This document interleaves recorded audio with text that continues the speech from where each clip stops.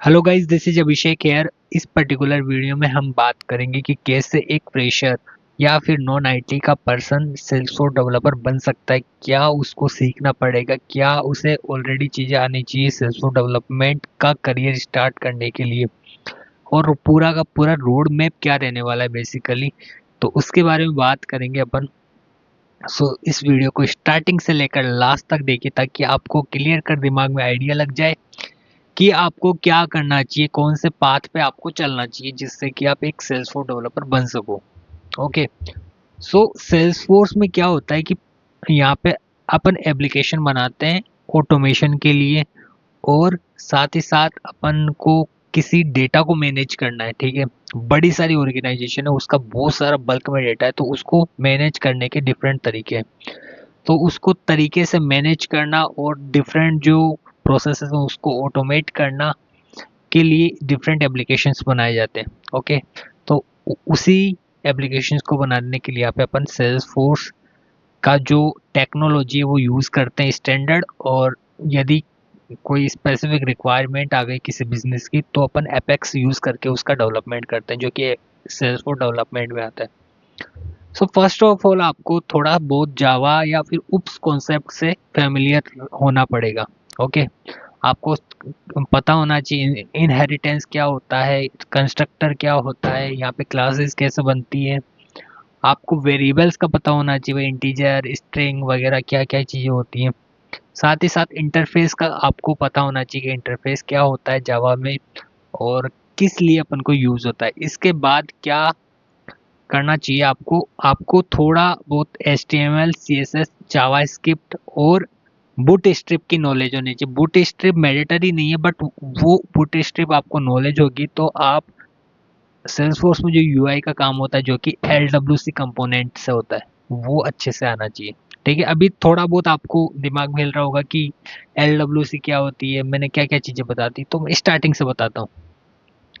सो आपको सबसे पहले सेल्सफोर्स एडमिन करना पड़ेगा। एडमिनिस्ट्रेशन करने के लिए यहाँ पे कोडिंग की जरूरत नहीं है, आपको सिंपली अपना जो एडमिनिस्ट्रेशन का काम है, ठीक है, वो सेल्सफोर्स के पोर्टल पे होगा, जहाँ पे आपको ऑब्जेक्ट कैसे बनाते हैं, फील्ड कैसे बनाते हैं, एप्लीकेशन कैसे बनाते हैं, टैब कैसे बनाते हैं, ठीक है, कस्टम ऑब्जेक्ट कैसे क्रिएट करते हैं, कस्टम फील्ड्स कैसे क्रिएट करते हैं, और काफ़ी सारी चीज़ें हैं जो वहाँ पे आप सीखोगे एडमिनिस्ट्रेशन में। ठीक है, इसमें आप फ्लो भी सीखोगे जो कि बहुत इंपॉर्टेंट पार्ट होता है ऑटोमेशन के लिए, और अप्रूवल प्रोसेस जो कि अप्रूवमेंट मैनेजमेंट के लिए काफ़ी काम में आता है। तो ये चीज़ें आप एडमिनिस्ट्रेशन के अंदर सीखोगे। और जो डेटा मैनेजमेंट के लिए डिफरेंट टूल्स है जैसे data loader, data import wizard, इन दोनों के बारे में आपको समझना पड़ेगा एडमिन के अंदर ही। ये करने के बाद आपको थोड़ा डेटा शो करने के लिए data table, not data table, reports and dashboard के बारे में जानना पड़ेगा कि क्या होता है, क्यों यूज़ करते हैं। ठीक है, छोटे छोटे टॉपिक है।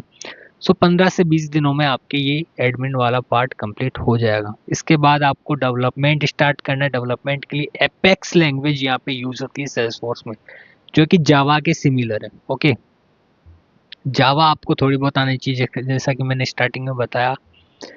एपेक्स में यहाँ पे गवर्नर लिमिट्स होती है, ठीक है, सेल्स फोर्स के, उसके बारे में आपको पढ़ना पड़ेगा।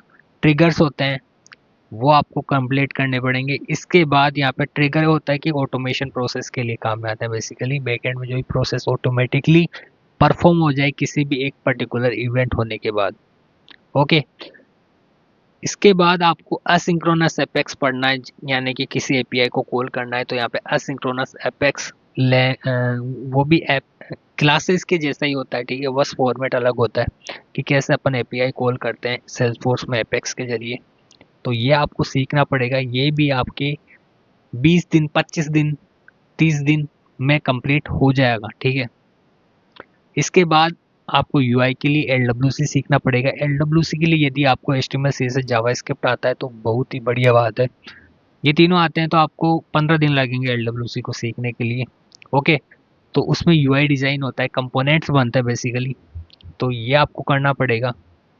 इसके बाद जो मोटी मोटी चीज़ें सेल्सफोर्स की वो हो गई। अब आप अपनी इच्छा से कौन सा भी क्लाउड चूज कर सकते हो, जैसे सेल्स सर्विस, एक्सपीरियंस, वो सीख के आप अपना जो करियर स्टार्ट कर सकते हो रेज्यूमे बना के। अब बात करते हैं कि इंटरव्यूज में क्या पूछा जाता है यदि आप फ्रेशर हो तो। सो इंटरव्यूज में आपको या तो कोडिंग क्वेश्चन देंगे या फिर सेल्सफोर्स के बेसिक क्वेश्चन पूछेंगे। कोडिंग के लिए यहाँ पे पैटर्न आपको बनाने के लिए देंगे, और बेसिक जो यहाँ पे जीएफजी वगैरह में होते हैं, गिग फॉर गिग्स वगैरह में बेसिक क्वेश्चंस होते हैं, वही पूछे जाते हैं अधिकतर। ओके, सो उसके उससे रिलेटेड भी मैं वीडियो ला दूंगा। यदि आप इस पर्टिकुलर वीडियो को काफ़ी प्यार मिलेगा तो कमेंट बॉक्स में लिख दीजिएगा